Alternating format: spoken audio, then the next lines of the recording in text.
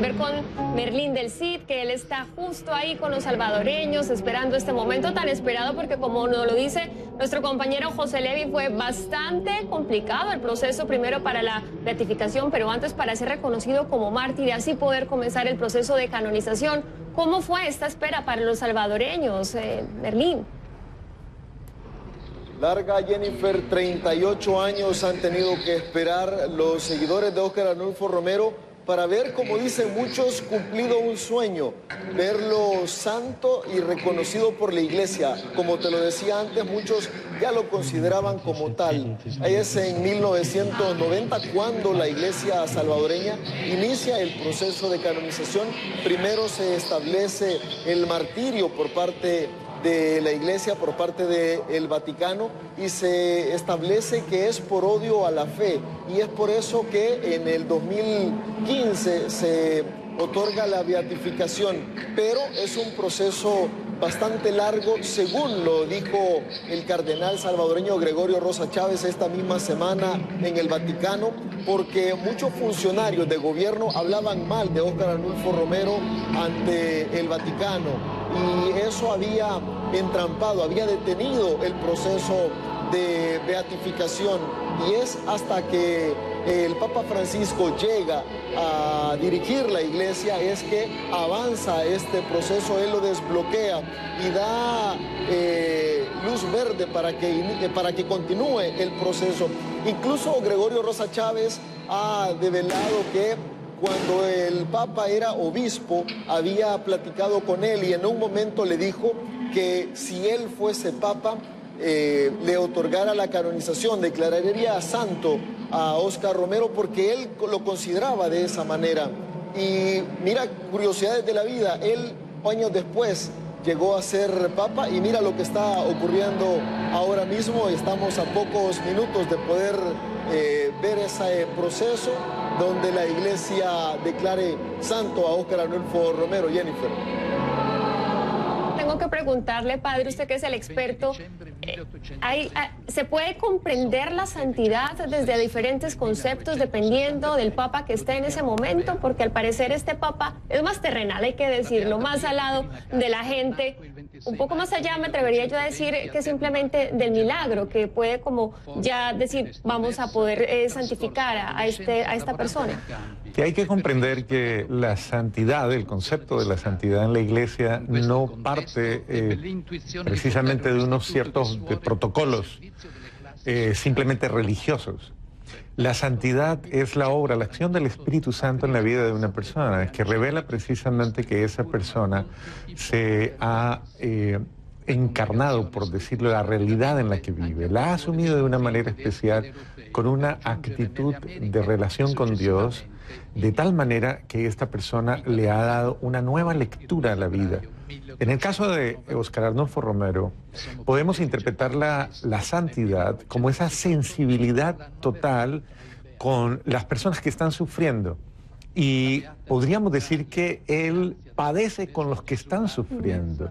Es un sentido de compasión, un sentido de un alto amor, de una caridad profunda, de una consideración, de tal forma que le duele su pueblo, le duelen las circunstancias propias que están llevando, y él descubre, ellos no tienen voz, no tienen quien los escuche, son los marginados, son las víctimas de la realidad. Entonces, él hace una interpretación de su misión frente a esta realidad, asume una misión, todo santo verdadero asume una misión porque interpreta que Dios lo está interpelando, Dios le está hablando y le está diciendo, en este momento es importante que tú actúes a favor de mi pueblo y que lo defiendas y que si es necesario incluso des la vida por él. Y eso fue lo que hizo Monseñor Romero, padre, pero esto no siempre fue visto de esta manera. Cuando volvamos al tiempo de la Segunda Guerra Mundial, cuando él regresa de Roma, se encuentra con una, digamos, situación bastante especial dentro de la Iglesia Católica. Había comenzado esta misión de la Iglesia de estar al lado de los pobres. Tienen que elegir a un seguidor y estaba ahí Arturo Rivera Damas, posible sucesor del obispo de la diócesis de Santiago de María. No lo eligen a él porque se veía bastante progresista para la época y a las élites les iba a seguir incomodando el tema del liderazgo dentro de la Iglesia Católica, y entonces ahí aparece Monseñor Romero, que lo ven con buenos ojos, hay que decirlo. Las élites económicas y políticas del país pensaron que no iba a ser mucho más allá, que iba a volver a la tradición, a las vainas conservadoras, pero no lo hizo. ¿Cómo se realiza este cambio? ¿Qué pasó ahí? Bueno, básicamente Monseñor Romero llega a una situación específica, a una tradición, podríamos decirlo, cultural, a una situación histórica que él simplemente tenía que asumirla. No era el llamado a transformarla ni a replantearla. Básicamente llega a una situación, a un matrimonio, podríamos decirlo, sin miedo a deformar la historia. Un matrimonio entre la Iglesia y el Estado. Podríamos decir que una especie de actitud pasiva. Monseñor Óscar Arnulfo Romero llega como este hombre que en un momento dado es confrontado por una realidad que supera, que desborda, ya podríamos decir, a toda la nación. Es el sufrimiento del pueblo en medio de una situación o de una realidad de personas muy ricas, con un poder hegemónico impresionante, y de un gobierno totalitario prácticamente que los está haciendo sufrir, y él está en el medio y comienza a sentir, a escuchar, a ser, podríamos decir, el oído de cada uno de esos pobres. Cuando comienza a recorrer cada una de las regiones, a escucharlos, él comienza a cambiar la perspectiva, y mucho más cuando muere el padre Rutilo Granda, precisamente uno de sus grandes amigos y un líder social que ha estado comprometido solidariamente con cada uno de estos pobres, tratando de ayudarlos a que se organicen. Y en ese momento, yo creo que ese es el punto esencial. Cuando muere su gran amigo, en él hay una transformación interior y una postura diferente. Seguramente ese fue un punto de quiebre en la vida de Monseñor Romero. Vamos a escuchar, padre, si le parece, las palabras que está pronunciando en este momento el Papa Francisco.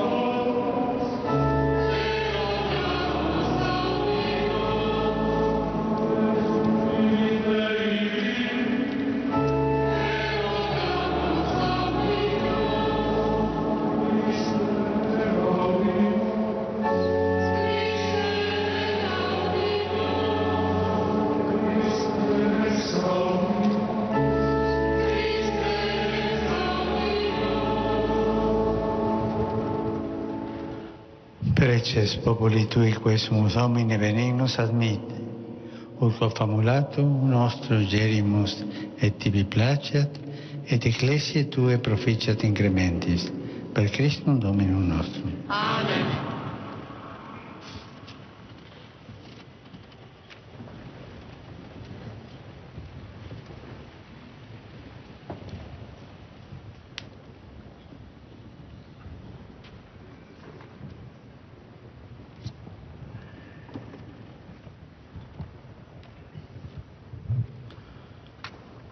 Ad honorem sancte et individue Trinitatis, ad exaltationem fidei catholice et vitae Christianae incrementum, autoritate Domini nostri Iesu Christi, Beatorum Apostolorum Petri et Pauli ac nostra, matura deliberazione prehabita et divina ope sepius implorata, ac de plurimorum fratrum nostrorum consilio, Beatus Paulum Sextum, Asgarium Arnolfum Romero Adames, Franciscum Spinelli, Vincentium Romano, Mariam Catharinam Casper, Nazarian Ignatian a Santa Teresia a Jesús Marchmesa, et Nuncium Sulpritio, Santos esse decernimus et definimus,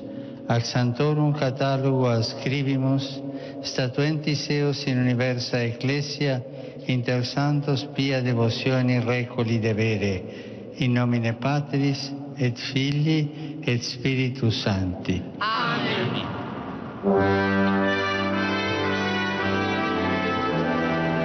Acabamos de escuchar cómo el Papa Francisco leía las fórmulas de canonización de estos 7 nuevos santos de la Iglesia Católica.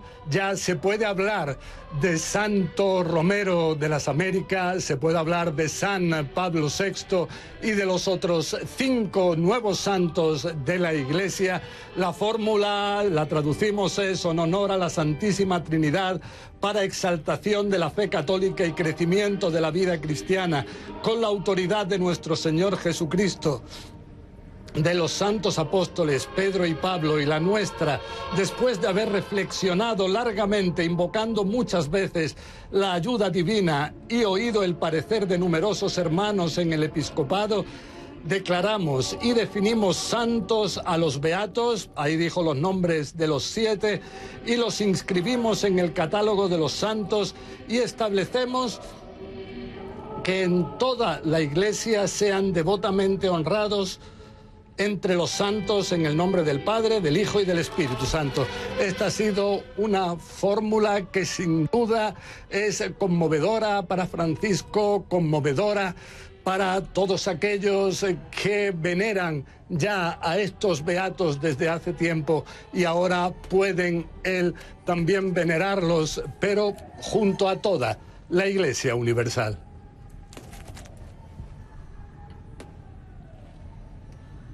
Y que muchos han considerado santos desde antes de este momento oficial de canonización, antes de esas palabras del Papa, como nos lo explicas, José. Estábamos escuchando las letanías, Padre Fernando.